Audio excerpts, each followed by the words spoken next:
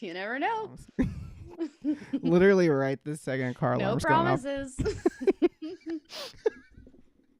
Say something real fast. I can test your shit. Something real fast so I can test you and shit. Something real fast so I can test you and shit. Testing your stuff Test, real test, test. fast. Oh boy, oh boy. Let's see. You better test yourself before you rest yourself.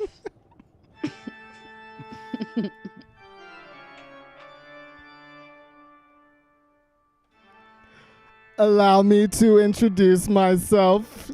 I am Eric, aka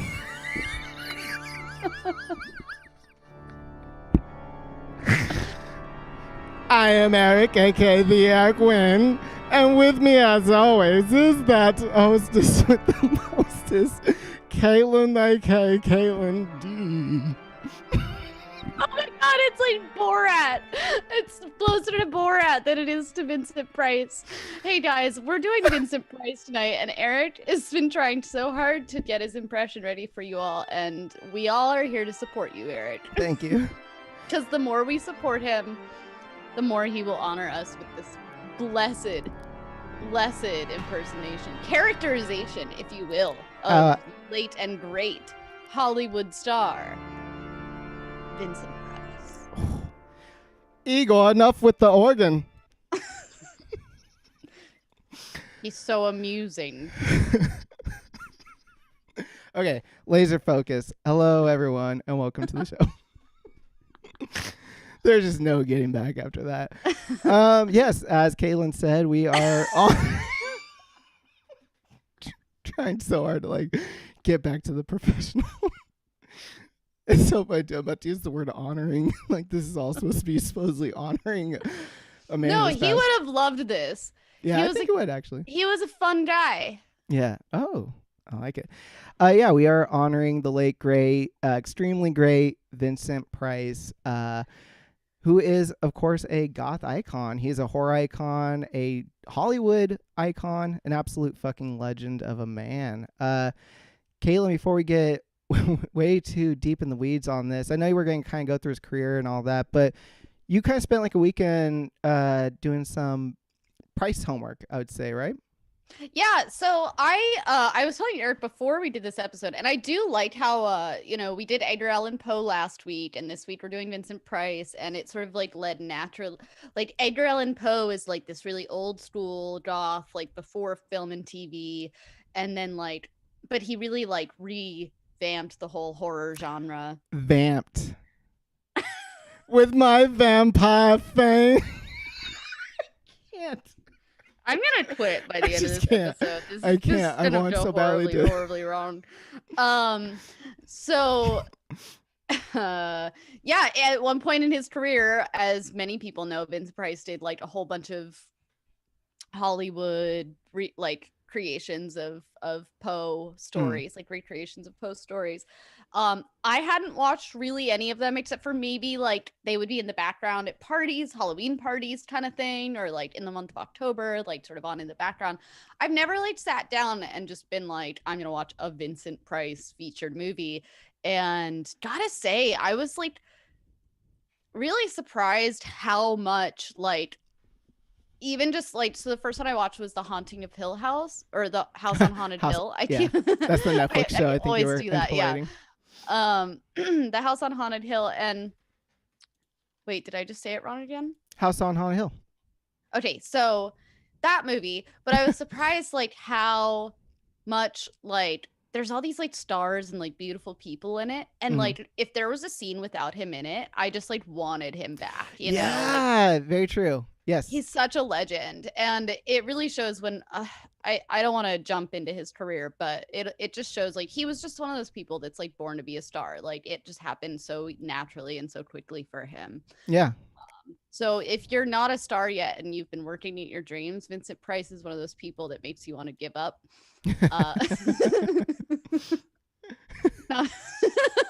Yeah. Sorry, that's a really negative spin on it. No, that's pretty spot fucking on, honestly. If that guy's like in your improv troupe or like a part of like your theater like cast, you're just like, fuck me. You're like, I think it even like ruined his first marriage because she was like from this like legacy of actors, and like her yeah. career kind of didn't blow up, and he just became this like huge movie star as soon as he stepped foot in Hollywood. Imagine you're Yeah, like local theater, like doing a production of Dracula, and you're like, I want to be like Count Dracula so bad, and this motherfucker walks in with his eyebrows and fucking mustache, like, hello all. You're like, oh shit. You're like, we're fucking done here. she's so amusing. I feel like when Yeah, that I was try to good. do Vincent Price, it comes out more like Alan Rickman as Snape.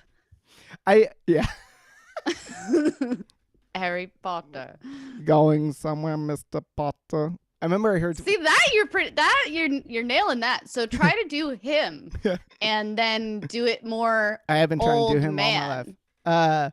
Yeah, you're right. That would be kind of the way to do it. I heard someone one time say like to do Alan Rickman, you just gotta like act like when you drink milk and your mouth has like that kind of milky residue, which is so gross to say, but it's true. That's how you do. You're like going somewhere, Mr. Potter. Like you just Going kind somewhere, Mr. Potter. of yeah. See? Already there's this better. What were we This talking milk about? is stuck in my throat, Mr. Potter. Would you like to drink some? Oh my God. From the back mouth? of my mouth. Mr. Potter, would you like to come into my office and discuss your grades? I feel like I am going almost into I'm going into a really creepy territory with the storyline that is. Now you're doing fucking Potterotica. Close the door, Mr. Potter. Okay. Okay. It's like not even 9:10 yet. Oh my God. Shit. For anyone who hasn't noticed, Eric and I are both losing it tonight. I don't really know what's going on, but It's the Vincent Price curse. maybe it's the crumbling government. Maybe it's the millions of people dying worldwide of the deadly disease that's mutating. Yeah. But perhaps it's just the spirit of goth horror that Vincent Price has brought to life for all of us. I don't fucking know. What else do we have to talk about before we start talking about his life? Before I get into so I'll start kind of with his history and all that, but I did want to say two things. First of all, my first introduction with him that I can recall, probably Edward Scissorhands. He has a cameo in the beginning. He's the inventor. He invents Edward.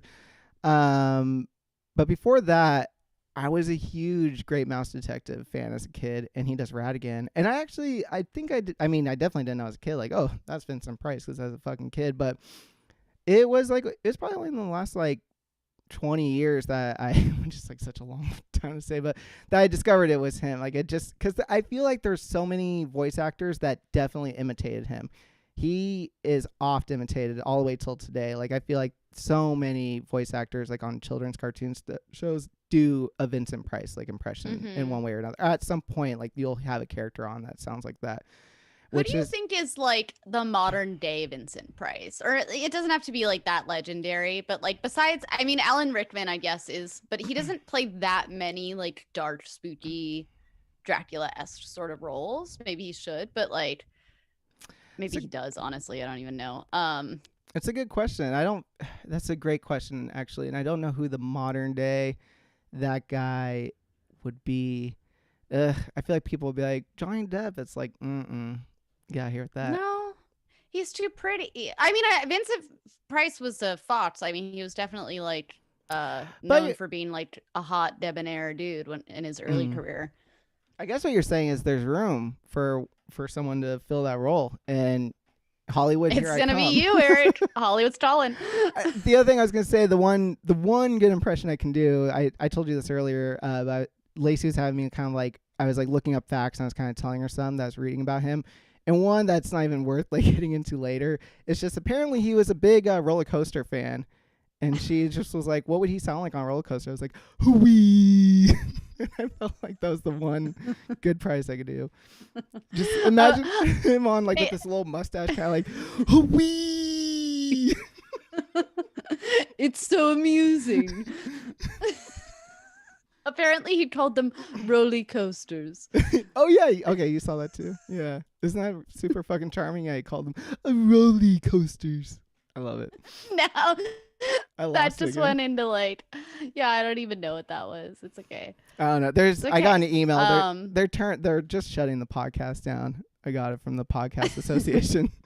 They said no more. The Goth police are like, yeah, we know we're like the weirdos, but we don't want you guys. Okay, so now we are going to get into the brass tacks of this all, which is the man's history. He was born on May 27th, 1911, in St. Louis, Missouri, a Gemini. Were you shocked to hear that? Would you have pegged him for a Gemini? So before I even watched some of the movies, I knew about Vincent Price, but I wasn't like acquainted with his character enough. I think like besides in the backlogs of my memory. And as soon as we posted about it on the show, one of my like childhood best friends from growing up messaged me and he was like, "Oh, we're like birthday twins." So I actually knew his birthday before I even watched some of the movies. Oh, no shit. Oh, do they? So I don't know. I went into that blind, but also Geminis can get pretty dark. So yeah. Yeah.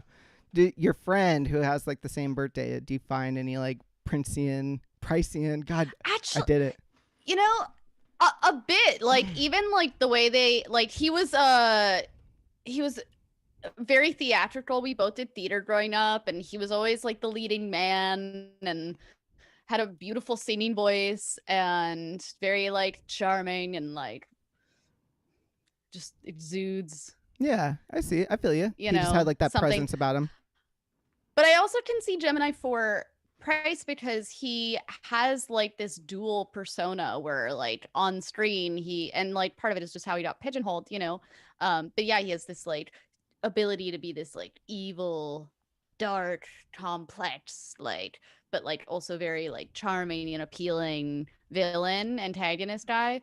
But he, according to everything I saw about it, I mean, you're gonna get into different stuff, but like everyone in the documentary I watched about him was very praised him for being extremely witty and charming and like lighthearted, basically. Yeah.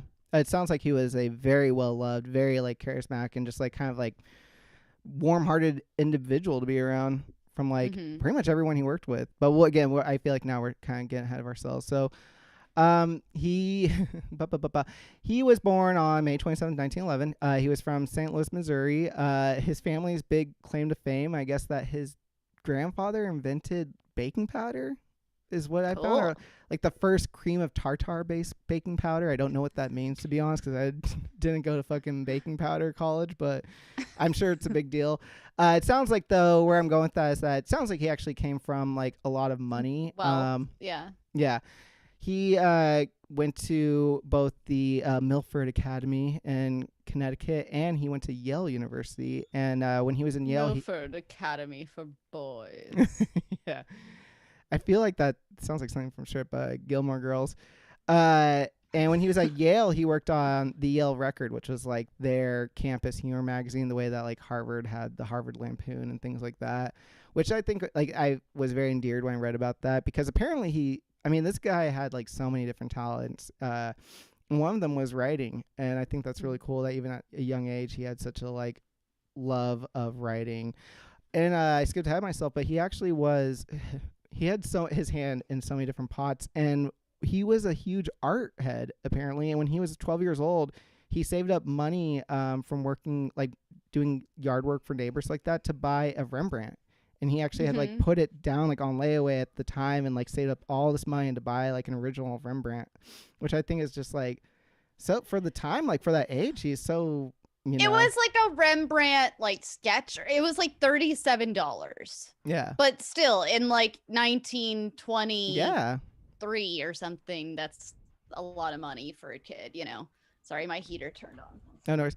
So I bring up the money thing because so there like the one thing I kind of wanted to dive into a little bit and also kind of give it kind of like the best proper lens I can, which is like probably like the biggest like stain you could call it like on his life, which is that when he was a young man, his family was very anti-Semitic and also anti-Catholic, and I guess that was just kind of like kind of common at the time, especially for families that came from a lot of wealth. Excuse me. And his family was actually he went and visited Austria when he was like in his early 20s. And when he was there, he actually saw Hitler. This is back in like the 1930s. He saw Hitler doing like a rally of some sort, and he became like a like kind of like a pro-Nazi at a young age. Did you read Oh anything about boy. this? No, that was not covered in anything I watched, but partly because you had told me you were going to be covering that, so Yeah. I was like, let Eric deal with that fucking shit. Well, apparently, so okay, so to kind of like just give like the full context, his family came from a lot of wealth, and his it sounds like his family just had like these very kind of extreme conservative ideas. And at the time, like in the 30s, before Hitler became like the Hitler that like everyone kind of like knows and like reads about because of World War II and all that, Hitler was more of like just a nationalist. I mean, of course, he was that during World War II, but it was It's more of like a like Trump-esque. exactly. It's actually very interesting to reading it because it felt just very timely. And it was actually pretty much like immediately when he returned from that trip, he like had these ideas, and they were like fostered by his parents. That he after he had graduated from Yale, he was living in New York for like a spell, and while he was there, he actually like got really deeply involved like in the local theater scene and like the local what you would call like intellectual scene, which he became friends with like Dorothy Parker and a few other people. And over the summer, he became actually like this extreme liberal, like this real far left Phew! leaning. Yeah, yeah, it's all good. I was about to say, should we just like not do this episode? Maybe No, not so cool. he actually he became like a huge to the point where I'm kind of like skipping ahead, but like when his career first started to take off, he actually was put like on McCarthy's gray list of like Hollywood because of the fact that at the time it's so hard to explain, but like at the time, if you were considered anti-Nazi before World War II, you were actually considered a communist, basically. Yeah, like a socialist communist. So he actually he because of like how far to the other end he got, he ended up actually almost his career almost suffered because of it. Sort of how pro-Trump people want to categorize anyone who is in pro-Trump as Yeah. a socialist, but sure. Um, but he actually he ended up becoming like a real vocal. He was like one of the very first vocal, like extremely vocal LGBT, at the time proponent in Hollywood. He was a Native American proponent because of he had such like a huge love of their art. He actually was on the board of like the Native American Historical Art Society and was like put in charge of like putting together like Wow. 2 different museums for them. Yeah. So he obviously, I say all this because I want to paint like a full correct picture of the guy and say that like I think he was just like, and by his own like remarks to his daughter, because his daughter was the one who kind of like broke the news about all this after he passed, because she wrote this kind of like tell-all biography, and she said that like to like every day he would always say like that was his like biggest regret was like those views that he held as like a young man, and that like he had like just he'd done his like whole life, he wanted to like make like amends essentially for those beliefs. So like he lived his life in a way where he was trying to like help others out consistently and like use his platform, use his like privilege to help others out, which I thought was really fucking badass. So yeah, and it's a great reminder for anyone who is a kooky liberal to, extend the hand across the divide, and you never know who's going to take it and whose views can be reformed from just like total fucking ignorance to something more evolved. yeah, exactly. And, punching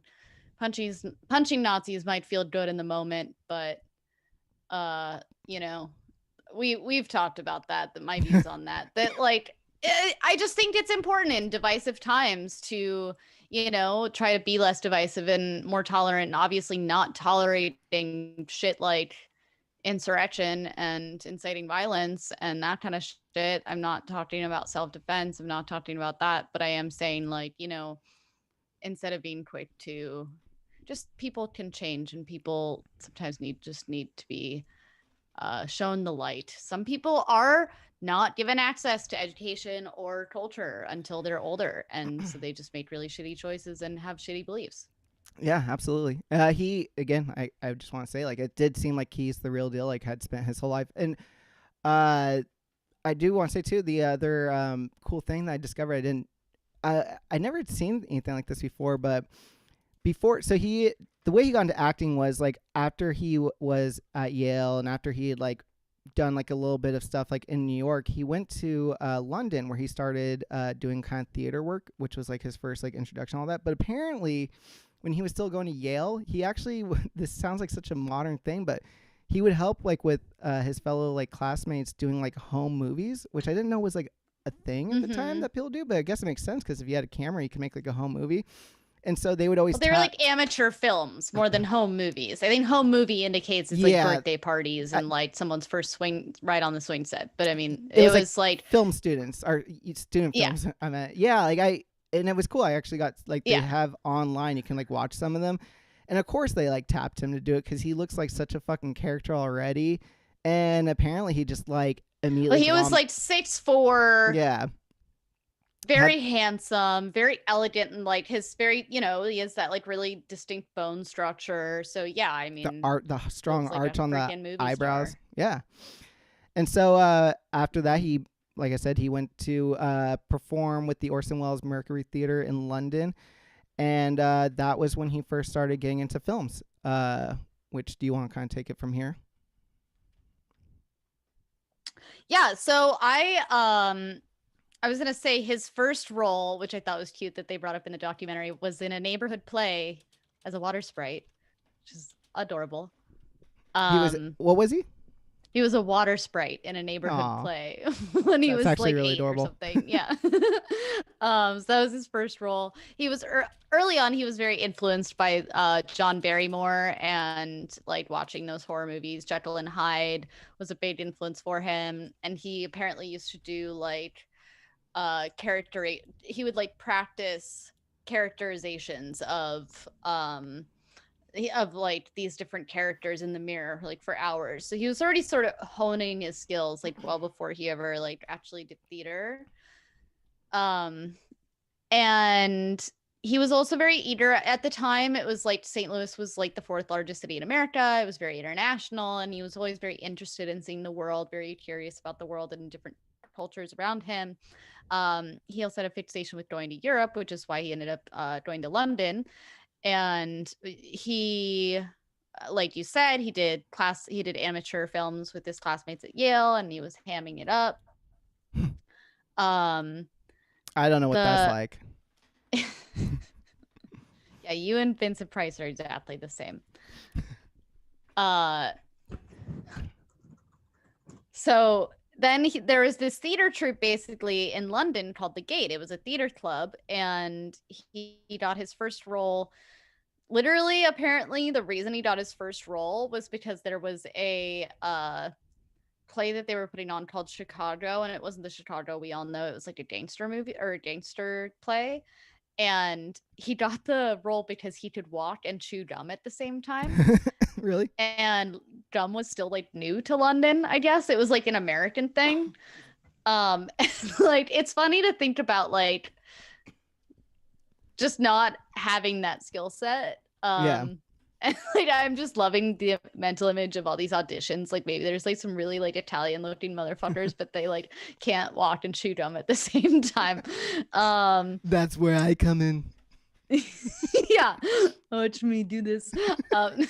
It just sounded like, I'm sorry, I won't do that again. Then his second show ever, he got the lead in the next show.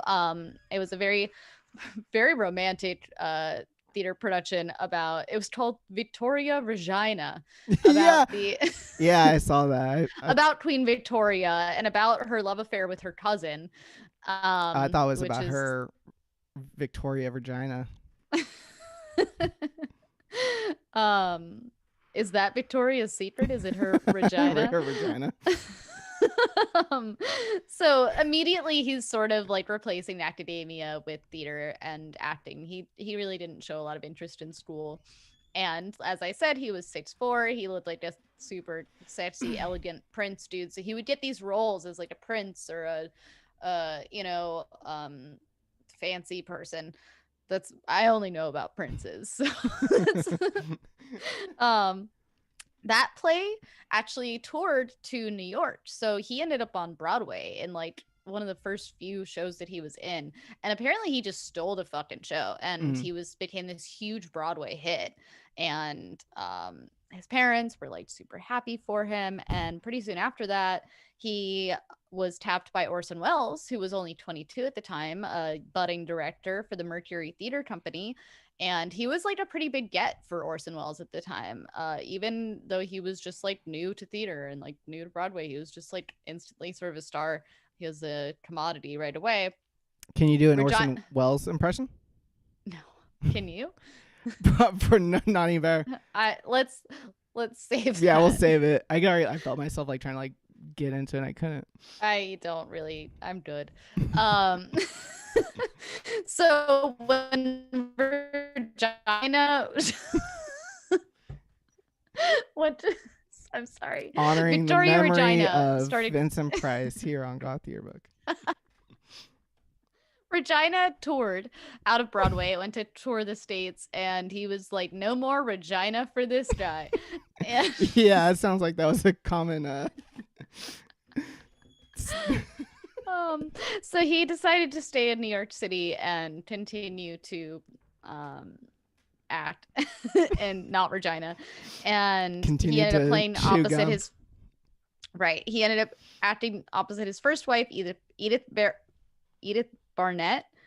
Um and they fell in love, and then that was like a big society wedding basically, because she came from this, I think, either Hollywood or Broadway family. I can't even remember. That's the sad part, is because they actually got divorced, and it was sad for her because basically like it caused problems in their marriage that his career took off and hers didn't. And now I feel Yeah. bad that like I can't even read my own notes on her, and I'm like, I don't know, it doesn't matter. Uh This fucking footnote in Price's glamorous career. Yeah, and I honestly, as like an artist, I can tell you it's really tough to date another artist, especially if they're like doing better than you, Yeah. and like it's just like it will destroy your soul, and vice versa, you know. But yeah, especially if they're like becoming a fucking Hollywood star and you're just like struggling along. And Yeah. like that's what you want to do.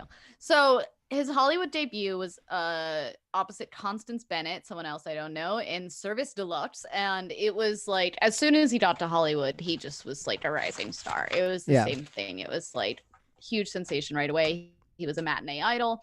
He had a contract with Universal by the time he was, I think, 24 it was. And but the time by 1940, by the time he was 28, he ended up leaving them for Fox because he basically felt like the roles that he was getting at Universal were too one-dimensional, and he was really interested in like developing like really interesting characters. He wasn't content to just be sort of like this hot movie star guy. And he was in some more complex roles: Brigham Young, Hudson's Bay. I'm not gonna list too many of his whole movies because if you're interested in all that, you can go to his IMDb page. At that point, he has his first baby. His star was rising, and he ended up taking some time off for Broadway, which was like a risky career choice at the time, but he was just really passionate about theater. And he did Angel Street in 1941 on Broadway, and at that time he was playing like a fascist leader actually. And or it might not have been a fascist leader in that show, but it was something, it was the type of character that was like he was kind of basing it on the charismatic villainous leaders of fascism.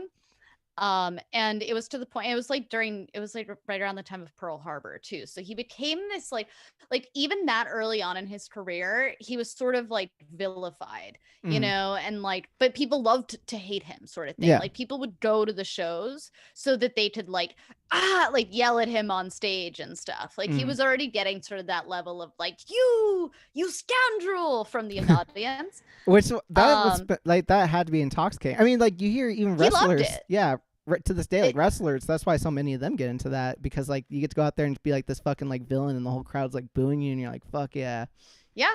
I mean, even to some extent, you might even argue some political leaders get into it's like any attention is good attention. But he always was able to walk this line between like playing a villainous character, but making them so like you like sympathized with them. Yeah, absolutely.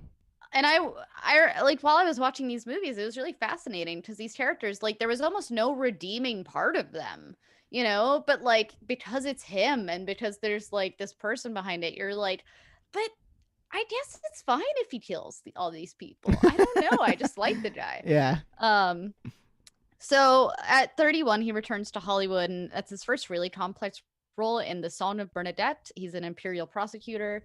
Uh, you know, on in the 40s, he starts to get these more complex roles. He was in a movie that sounds very cool called Dragon Wick in 1946, and that was his first gothic horror, or his first gothic thriller, and he played a drug addict. So again, it's like this thing where he's sort of this like villain, and he's sort of starting to get himself in this typecast that he ended up in, that he sort of ended up like, well, anyway, uh and basically by that point is when they realize like he's carrying his movies. Like he doesn't like, you don't even need to bill anybody else. You don't need to put him across from like a Hollywood starlet. Like it can just be a Vincent Price movie. And at that point, that basically was like the point when he got divorced. So yikes. He was 38. He remarried very quickly to costume designer Mary Grant. They had a really great union at first. He also got really involved in art curation at that point. He was a contestant on the $64,000 challenge. Oh yeah. He left Fox. He tried his hand at comedy for a while, and it was like successful, but that wasn't his thing. He co-starred with Jane Russell in 2 films, and they became lifelong friends. 1953, he did House of Wax, so obviously that was a very pivotal role for him. That was, I think, the first like real audience favorite, as far as like just how to. It's like when a star goes from like a, oh, like I kind of know that person, to like a household name sort of thing. And in that, he was a demented sculptor, and he really revived the horror genre. That was like the rebirth in 1953 of all these horror movies being made in Hollywood, and it was a lot of credit to him for that. He had other big roles in the 50s, but basically horror was the genre that really stuck to him, like wax. And then the Tingler is what my note says. I don't know. William Castle Films, that became a thing. He was working then in 1960. He signed with American International Pictures, which is a little strange of a career move, because like, I mean, they were making basically really pulpy B movies. Yeah. It was just an interesting to reflect on, like having everything in front of you, because it seemed like he was trying to get more complex, and yet these really put him in a typecast and put him in a genre. But the money was great. They were the kind of movies that were developed basically to be for teenagers at drive-in theaters. Like the big scare and Timmy. And then Timmy's got his hand up her poodle skirt. My Timmy. It's so amusing. Timmy. Adaptations of Poe movies then were the next big thing, and of course we all know and love those, with director Roger Corman, sorry. Yeah. And my C looks like a G. The Fall of the House of Usher, of course. And that's when he sort of perfected the Poe anti-hero, and it's just like a match made in heaven. Like they probably have some deep karma going on between them, like Poe and Vincent Price, because like just was created for a guy like him to be performing. This is what I want to ask you. So when you were watching movies, did you watch any of the Poe Corman movies? This weekend specifically, I meant. Oh yes. Which, out of curiosity, which one did you watch? Tales of Terror. Okay, I was revisiting them because I hadn't in a while, and I watched Pimp Pendulum and what was the other one? The Red Mask of Death, Mask of the Red Death, and holy shit, like I forgot how fucking good those movies are. Like they have such weird like the beginning of the Pendulum has like this like straight up like acid wash colors going on, and like music that like to this day, like if I had like a scary movie on and start with this music, I'd be freaked out. And he's fucking killing it. Like you said, like he really channeled that shit in that time. It seemed like he like that was like such a fucking golden era in my opinion for like his work. Like he really, because I think like the stuff before that is so iconic, but it's also very like cartoonish, I would say. And like so much of what he did afterwards was cartoonish. And I feel like this period was when he was like really like just kind of like going all in and like getting real weird to the point where it's like fucking really creepy performances. And Yeah, and I think that's a combination. I mean, my personal opinion is that that's if this were like a fucking college sitting around at a desk discussion with a teacher, like I feel like part of that is like, yeah, it was like him really fully developing these characters and finding his niche and finding like his voice as an actor and his vehicles. And also part of it would maybe is just that like culturally, I find, at least I find it hard to connect with anything from before the 1960s mhm. in terms of filmmaking. Just because I'm like, I don't get it, you know? Like I don't get culturally what they're, it all feels sort of flat to me before. It feels more like watching an old play or something. Yeah. And things used to be sort of directed more flatly and less like for television and films. But yeah, absolutely. I mean, it was just like something he was definitely born to do. And then in 63 he did The Raven, which was more of like a horror comedy. And Mhm. it's like we talked about this with Poe. Like he walked this line of making these very spooky, scary things, but he almost knew it was satire the whole time. It was like it bordered between being like the perfection of the craft and also not taking the craft seriously. Yeah. And so Vincent Price, again, it's like they're like fucking soulmates, man. Like they're Yeah. peanut butter and jelly, except they're both peanut butter. If that was like a good combo, he's like the pea nut and Poe's the butter.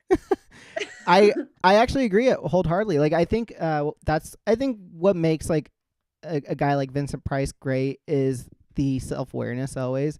You either have to like to be like a great iconic person, I think there has to be either literally no self-awareness at all or Mm-hmm. like there has to be the self-awareness there. Like there can't be like the delusional thing. It's either all or nothing kind of thing. And like I was watching like all sorts of videos all weekend. I was watching a lot of like late era like Tonight Show visits by him and all stuff. And it's just like he just knew what his thing was, and like he even like years like when he was like much later in his life, like he just fucking like could like hit those notes beat by beat. Like he knew the jokes, he knew how to quickly get like a vampire pun out. Like he understood what his lane was, and he hit it so Yeah. damn hard and well. Which, by the way, this is we were talking about when you said like the self-awareness thing. Did you hear about what's going on with Army Hammer right now, that movie star? He's No, like a mega babe who like I know who he is. got divorced last year because he was like, I don't know, like DMing girls on Instagram and stuff. I didn't I know keep that. replying to stuff. He hasn't DM'd me yet.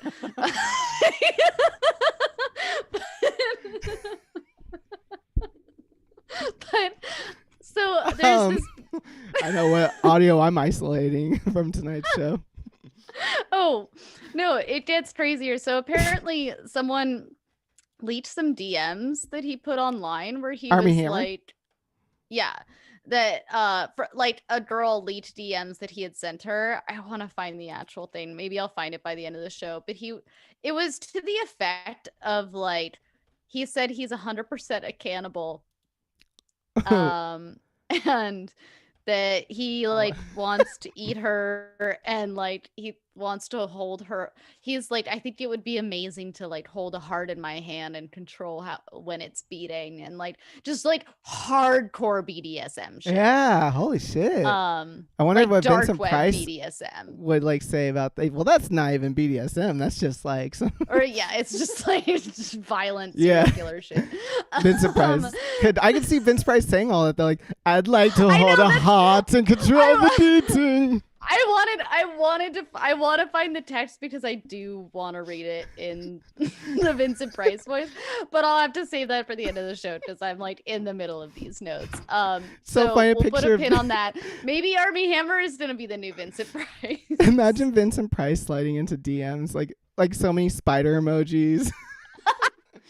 Just the blood emoji Yeah. over and over, the candle dripping wax, and a bat.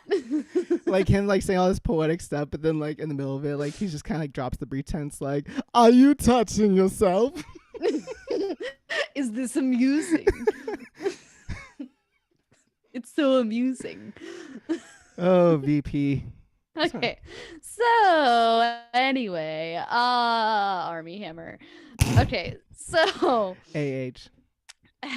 yeah, basically in the 60s the studio system started collapsing a bit in Hollywood, and it was becoming more about independent Mm-hmm. independent production companies. And he started really like having fun with it. At this point too, he was already a prolific writer. He was writing hundreds of newspaper articles. He wrote an autobiography, published all those recipe books with his wife. um and then at this point in the like late 60s, early 70s, he starts spoofing, or no, it's late 60s. He starts spoofing his own characters, basically. I think most famously, again, you can find this list on IMDb of all these different like spoofy kind of movies he made, but Batman is like the most notable one, where he's like a villain and he has like this bald cap and he's just very like like over the top villainy like eyebrows. And then he goes to London and does a few films that are a little more respectable again. And then How dare you? at this point, he starts doing like thousands of television appearances, print ads, TV commercials. He's lecturing a ton, and that sort of Hollywood helps him Squares. get, particularly the lecture circuit and doing all these TV appearances and stuff, helps him sort of like gain younger fans. While his own fan base is growing older with him, because now he's like a middle-aged man. He goes back to the theater because that's a huge love of his. He plays Captain Hook in Peter Pan, which is the only notable role that I saw in Rolodex, although there's probably a lot more respectable plays going on. But I think I wish there was that damn pan? Is the crocodile holding time? That damning ticking and talking. Isn't that what the crocodile does?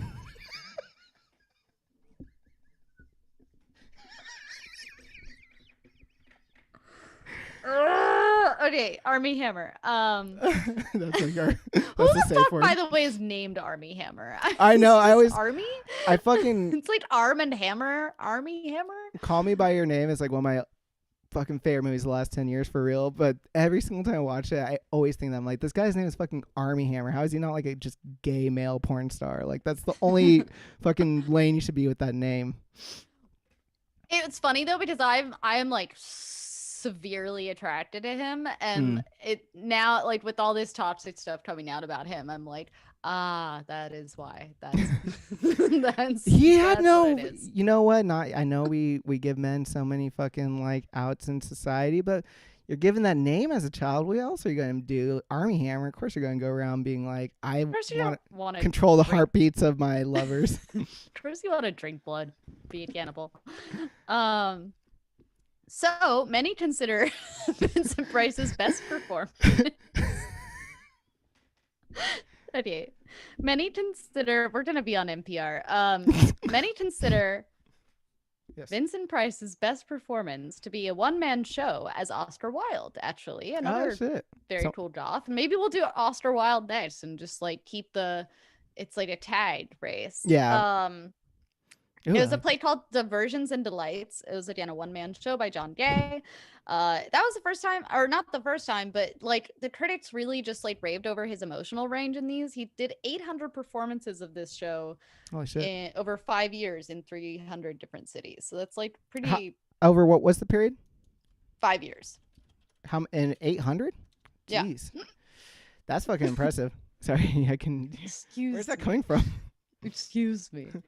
In 1981, a very young Tim Burton asked him to narrate Vincent, which is actually about a young boy who wants to be like Vincent Price. And that's a super charming, like, animated feature. So charming. Easily doodleable, once again. And then he began his career as a rapper. Yeah. And at this, we will bring in our guest of this evening, our unexpected guest, Mr. Vincent Price himself.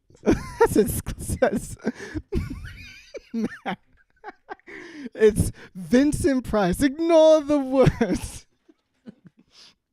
Who knows if he's even there now? Because he's been Where are you at, Matt? Waiting for 20 minutes. This is for real the Webby Award-winning episode. I feel it. Please rate and review the show. Yep. Give us 5 stars. All right. Well, I guess Price is still dead.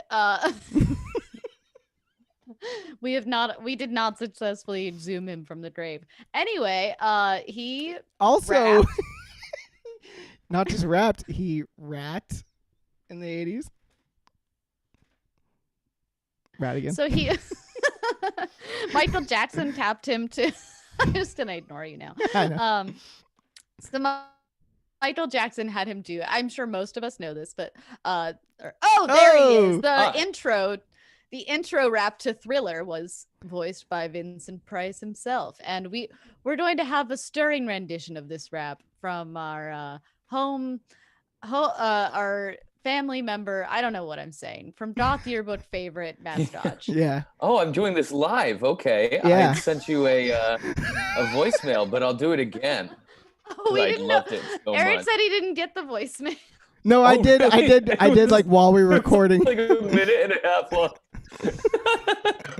Okay. Well, we'll do it live. Let's go.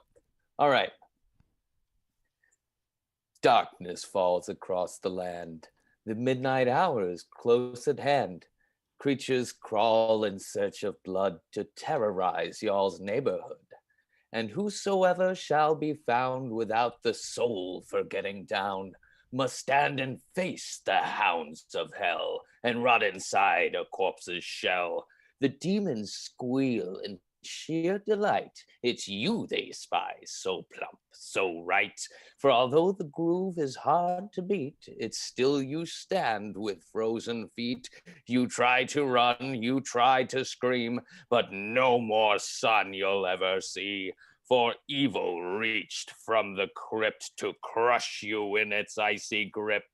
The foulest stench is in the air, the funk of 40,000 years, and grisly ghouls from every tomb are closing in to seal your doom. And though you fight to stay alive, your body starts to shiver, for no mere mortal can resist the evil of the Thriller.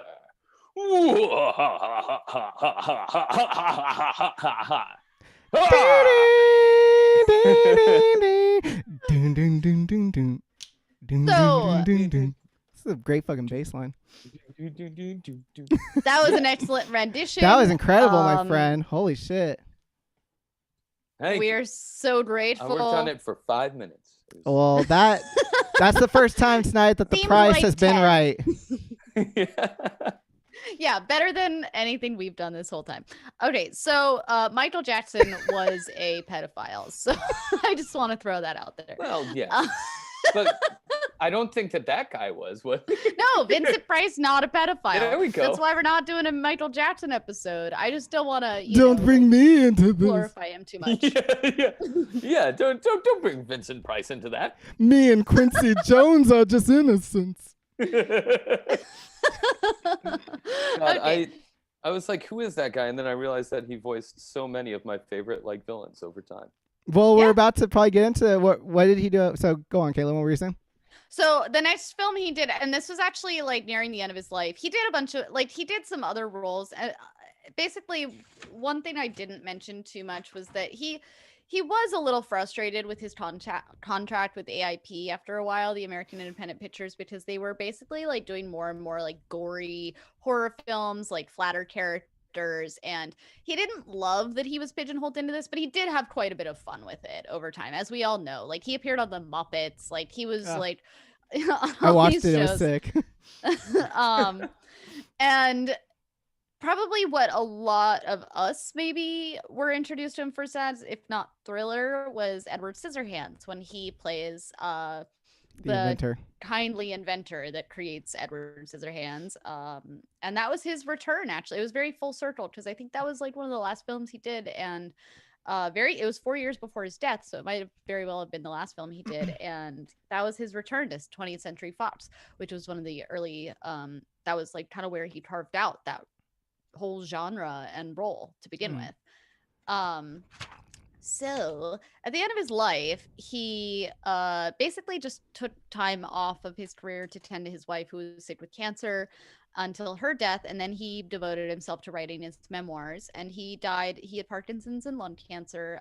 He always wanted, one of his dreams that went unfulfilled was that he wanted to have an antique store by the beach. So that's actually very charming. Yeah, that's a very humble dream. How did he? I know, I feel like he oops, could've I done that. became a movie star. Yeah. Very doable for I someone of his name. Picture him walking around the counter while someone's holding a vase. Oh, that's one over there has the yellow tag. That one is full of my grandfather's ashes. 5% discount. He was in over 100 feature films and 2,000 television appearances. Oh shit. And I'm sorry, I said 4 years, but it was actually 1993 that he died when he was 82 years old, and his ashes were actually scattered off the coast of Malibu. I've swimming in him. That's Yeah. Hell yeah. reassuring. We've all been just like dipping Yeah. in Vincent Price. He didn't want a memorial, but a celebration. So it was like they had this like very upbeat sort of party, which I think is like kind of a funny irony that this guy who was like very like spooky and dark and like crafted all these like horror, like characters and everything was like, I don't want a sad funeral. Like, make it a party, make it fun. But that really goes to show like he wasn't in any really stage of his life, except for maybe when he went to a couple Nazi rallies and then quickly got over that. Thankfully, a few again, like you said. Scott's just joining a little late on that. He's like, whoa. But not a pedophile. Not a pedophile. So he didn't double down? And he was actually married 3 times too, and they were all women that were age appropriate and around his age. And like became like it was just people that like he had more in common with by the time he married them. And Leonard Maltin, a film critic, Yes. paid a very nice tribute to him, and he said that actors may have made better movies, but few have lived better lives or touched so many people with their warmth and gentility. So one thing that his family members just want people to know about him is that he really did have fun with his life and career, and he sort of lived like the world was his oyster. And he's just this charismatic human who just for some reason it's interesting to me how someone can like embody these like dark spooky roles, but then he's like just a nice guy. He's like, Yeah. cool.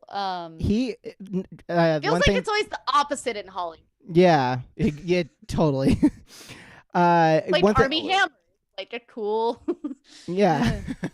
Oh, I have to find that quote. Sorry, go on. He also, one thing I'd forgotten to mention, but he also he was really into cooking, like and not just like a little bit, like he was like a gourmet chef, and he released like several of these like apparently Putting like the gore and gore. yeah. Whoa. Apparently they're like Whoa. really hard to find, in fact, because they're out of print, but they're like considered like among chefs to be like a real like gem of like a 70s cookbook that he did. Like he did several with his wife of that era.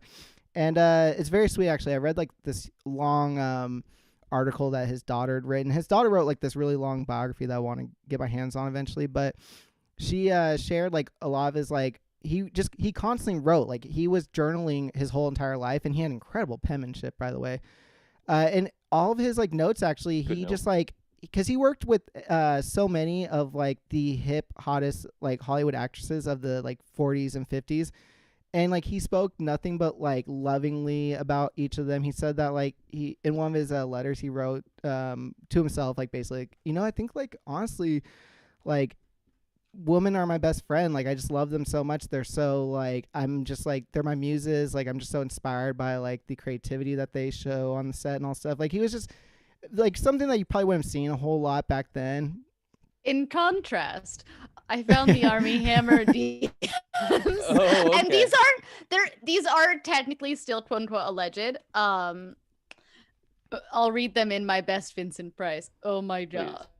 That just made me so hard, and it makes me confused as to why. Is that even possible? So hard. Thinking of holding your heart in my hand and controlling when it beats. I'm 100% a cannibal. I want to eat you. Fuck. That's scary to admit, B. I've never admitted that before. I've cut the heart out of a living animal before and eaten it while still warm. Whoa. Vincent That's Price pretty impression spooky. aside, Armie That's- Hammer said that last part, Yeah. huh? What animal? Wow. Uh, Armie Jesus Hammer. Christ. I had no idea. I honestly Anyway, don't know so what to say Vincent to Price that. is a great friend to women. That's beautiful. Uh, Yes. the other thing I What a just good want man. I want to say real quickly, I think it's so funny. I sent Caitlin this link. I highly suggest that everyone else go and find it. It's on YouTube. It's called The Many Voices of Vincent Price, because this fool was a voice actor like on every cartoon from like the 60s all the way until he passed away. And it's so awesome because he never changed his voice whatsoever. So, and you can watch the same. So, like, of course, he was like on Scooby and Why then a would bunch. you? Yeah, I would. I was gonna bring up the Scooby-Doo episode, or the special, whatever it was. It's so funny, like on there, he's just like, that makes kind of sense because like Scooby, come on. But then like he's on like this Bible Adventures one where he's like, what is this God of gods you speak of? It's like every that makes me so hard. I've held your Christ in my hand. Makes me hard. That was a direct quote from him. Oh, we got There's Mew. Yeah. We have a Mew appearance. We got a cat. Yeah. He perfectly like hiding behind your back. She knows. I do want to quickly shout out in the YouTube chat too. A lot of people were getting down. I didn't get a chance to like say all of it properly, but hello to friend of the show and previous guest of the show, Marcella, who's in there, and she says that that's her kink, actually, the heart thing. I think that's what she's referring to. So fuck. Nice. Marcella, honestly, the girl Marcella, go into Army Hammer's DMs. Yeah, I know. When honestly, in. but when I first read it, like all jokes aside, I was like, where can I sign up for this? Like, I'm honestly down. But have you seen him? Scanner shit. No, but Flatliners. From what I have read, I don't know if this is accurate, but from what I have read, the girl that posted it even said that it was consensual. That it wasn't like he was just like doing that. And like people have fantasy if it was world. consensual, why was she? Yeah. Why was she blowing up his spot then? Because maybe she wanted the attention or the tabloid money he wouldn't or whatever. follow through, and she needed. He did not eat my heart. Yeah. I thought you were saying like it was unsolicited, that he was like going in real hot with those. I was like, that's like your opener. But I was like, well, I guess if you look like that, you're probably like used to your whole life. You're like, any opener will do. But yeah, I don't necessarily think it's toxic if it was consensual. Like people have fucked up fantasies. If it's consensual, who gives a fuck? But there are apparently also rumors. I did a bit of a quick Reddit dive on this. There are some rumors, like some questionable sex worker accounts, but also it's like very hard to know what's true on, things like Reddit, where it's like my friend told me that my friend said that, whatever. Yeah. So who knows? This isn't about Armie Hammer, but Marcella, I think if that's your kink, you should shoot your shot, because it seems to be pretty easy to get a response from him on Instagram, although I'm still waiting for my reply, so I don't know. Marcella in the chat she said specifically has to be in the Vincent Price voice. Shouts out. I like that. That makes sense. That's good. I like that. I want all my sex acts to be in the Vincent Price voice. He would have done both parties or just one? Do you have to talk to each other in the voice? It depends. Whoever's holding the heart in their hand has to have the Vincent Price voice. Yeah. And then the other one has to just be like, ah! I'm so happy I feel bad saying this, but I'm so happy he's not alive right now, where he had like a Cameo account and he's like, just like sitting in some like retirement home. He's like sending videos like, hello, Marcella. And he like goes into Marcella's fucked up like Cameo erotica that she paid for. Marcella, I want to hold your heart in my hand so I can control when it beats. I would find it very amusing.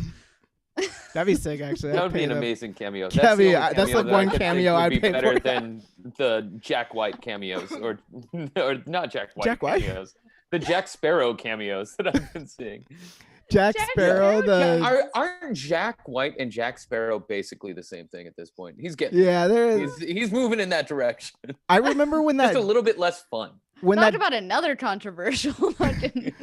Remember when that Johnny Depp version of Charlie in the Wonka factory came out, and I remember like right at that moment in time, Jack White would like the character of Wonka was looking very similar to like how Jack White was like just actually dressing like showing in public, up at restaurants in Hollywood. Yeah, it was a very weird time in pop culture. There's some Johnny Depp Jack White crossover happening for sure. Yeah, there is, and because that's the Jack Sparrow. 2006 around. Yeah. Jack White, Interesting man. I'll just say that. We could do a goth Yeah. history lesson on Jack White. I would be into it. He's always been a He's a interesting guy pale to man. me. He fits in. Yeah. I mean, he does every so once in a while I'll be like, I fucking hate this guy, but then he'll do something where I'm like, I kind of fucking like this guy. Like I kind of Yeah. He's so Definitely- amusing. Definitely, is like very when he was in that "It Might Get Loud" documentary. Yeah, and it the was guitar one. Him, Jimmy Page, and The Edge. Yeah, he definitely made The Edge look like a fucking fool. Like, Yeah, well, I mean, him nailing together that guitar was pretty cool. It was Yeah. pretty cool. because Edge comes in there with this fucking like 20 Giant different pedal board. IMAX He's like, and like If I hit this, it sounds like this. It was very Jack White's impressive. like, give me this fucking toy guitar and I'll like shred it to Yeah, death. Yeah, that was interesting. Yeah. But Vincent Price, we're honoring. Yeah, him. Yeah, and Vincent Wow, Price would have guys. built his own guitars. I'm here to get things off topic. Oh shit. All right. Well, Well, do we have any other comments you want to address? I literally Oh. have like blown out my throat on tonight's recording from like laughing and wheezing so much. If you can watch The Great Mouse Detective, I highly Yeah. recommend it. Oh. That's one of his many films. Scotch, I'm so glad you said that. I think We- the Great Mouse Detective is hiding behind you in the Yes. blankets. I'm so glad you mentioned that, Scotch. Apparently, so that movie was like 86, 87. He passed away in, it was like 93, you said, right? Something like that. Yeah. Apparently, like, all his family and like his closest friends, they all say that like apparently that was like his favorite project he ever worked on. Like, Yeah, I watched a clip of him talking about it. He sounded like he loved it. Like it was the most proud he's ever been. yeah, and like I was reading this thing that his daughter wrote, and she's like, he thought it was the coolest thing. He thought Radigan was like the coolest character of all time. He like would call his friends up and be like, take your grandchildren to see this movie. I was like, that's so fucking cute. Like, I love that. That's the most endearing shit I've ever heard in my entire life. Like, Radigan was a great villain. I have he to say. was, dude. Radigan, Fuck, very solid. Radigan. Yeah, that guy is fucking. Yeah. Anywho, that's all I got. Vincent Yes. Price. That's my final take. I guess if we're gonna rate and review you, Vincent Price, you get an A from me. What about you, Kaylin? How many I'm gonna give him an A-. The minus is only for that brief early life overly zealous the baking powder conservative shit. view, Oh, that. going Okay, to yeah. Hitler rallies. Yeah. I It's guess. just a minus because he did reform. Yeah. He did reform, so he Well, still if gets anything, an it's almost like you give him and the. he became an advocate and an ally. Yeah, so you gotta know. give people room to grow. He grew, Yeah. you know. Fuck Oh, it, he maybe I grew, should just all give right. him an A then. Yeah. That you'd be the best teacher. You're like every kid's like, come on, like I eventually did better, and you're like, shit, I guess you're right. Well, okay, A. What about you, Scotch? How many 10 out of 10 scotches, how many do you give him? I'm gonna give him a solid like 9 scotches. That's pretty shit. good. That's really good. He was fantastic. Fantastic. And again, like never changed his voice for anything. Yeah, It was that- always exactly. the same. The funniest one to me, The funniest thing. please everyone go out and see it and go find on YouTube and watch my favorite for sure is the Bible one, because it's like already so funny how much like the Bible and like the era of that time is like whitewashed, but it's so funny because it's like Vincent Price is playing like Caesar or whatever, whoever he's playing, and it's just like, who is this King of Kings you bring before me? It's like, it's just so not what you think of when you think of any biblical character whatsoever. Anywho, We need to make the Bible spooky. whoa, the Why is Bible it is spooky? spooky. It's ripe. I It's feel there. like the Bible is pretty spooky. It- Yeah. but I but think no it's one just hits it violent hard. and fucked up. But it's not like there aren't a bunch of ghost stories, are there? Maybe I'm wrong. I did not do much reading of the Bible. We need to get Vincent Price and Army There's Hammer to literally a rewrite Holy the Ghost. Bible. What am I talking about? Army Hammer's Bible sounds like it. Yeah. Army Hammer's Bible, I'd fucking buy. That's some like literotica shit right there. Holy early ages shit. Anywho, I am 100% a cannibal. Is that what? Did he write 100%? Yeah. I love when you show your phone like I can read the. Oh shit! Fuck, that's scary to admit, B. I do love that. It's like, did he call her B like bitch, or was it like maybe? Yeah, like, hey, babe. Yeah, bae. I love it to be like a call bae. the person that you're about to eat bae? Was her name Betty, maybe? And he's like Maybe being it's Betty. cute. Shit, Who babe. knows? That was so fucking scary for me to admit. But I feel like we're bonded. That's so like classic, like dude, just like trying to like make it feel more of like a connected thing. Like I was so scared to tell you that.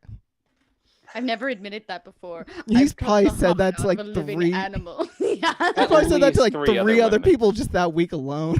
Yeah, It's like yeah. I've never said this to anyone. Sure, your therapist He is probably might the just only have one who hasn't heard it polyphagia. yet. What was that? He might just have polyphagia if he's like eating the hearts out of living animals. What's that? Is that the? I thought. What That's is when that? you just like get ravenous. It's like those people that eat airplanes. Oh and shit. yeah.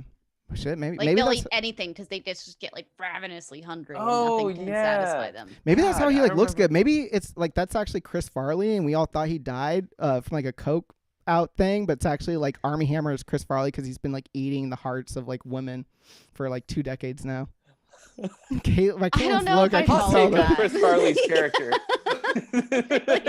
Really? He's part of the Not that cabal. line of logic at all. Well, do you, the listeners at home, have a suggestion of what that means? Hit us up. Rate and review the show and let us know your Army Hammer conspiracy theories on the Apple Podcast app. Yeah, he could be a contender for a Goth Yearbook history lesson at this point. Army Hammer episode is just us like dissecting the fuck out of that text conversation. Oh shit. We get like 3 experts, like therapists on it. Well, no, what would happen is You like gotta get it there. we would talk about it for 5 minutes, and then another celebrity would get brought up, and we talk about them for the bulk of it, just like what happened tonight. Like the last 20 minutes. Yeah. Yeah. Anywho, You should definitely Okay. get a cannibal on when you do it because I mean you need to ask an expert about these things and yeah, Yeah. they'd be like, I "That's some agree. amateur shit. I would never." First of all, they're like, "What's this like they'd holding the probably heart laugh shit?" They're like, at him. He's "You know, like, you don't carve the heart out. Yeah. You don't go past the ribs first. Like you gotta holding put your- it, controlling Yeah. the heartbeat. You eat it. You won't hold your fucking potato. Yeah, and- controlling the heartbeat. What are you gonna do? Just go gunk, gunk, gunk? Like you can't control it. Oh man. Between that, okay. Let's go. Let's Okay. get out of here. Well, I need to go DM Army Hammer. Scotch, thank you for coming on and doing that. Incredible. I gotta say, I don't want Happy to to skip do over. it. That was actually real Yeah. incredible reading. Thrilling, if you will. Ooh, A real Thank thriller. you for giving me this opportunity. yeah, absolutely. Hollywood, here he comes. Thank you to everyone in the chat. Look out! Caitlin, as always, thank you for being the co-host with Mo's. I'm gonna say goodnight, guys. Good night. Good night.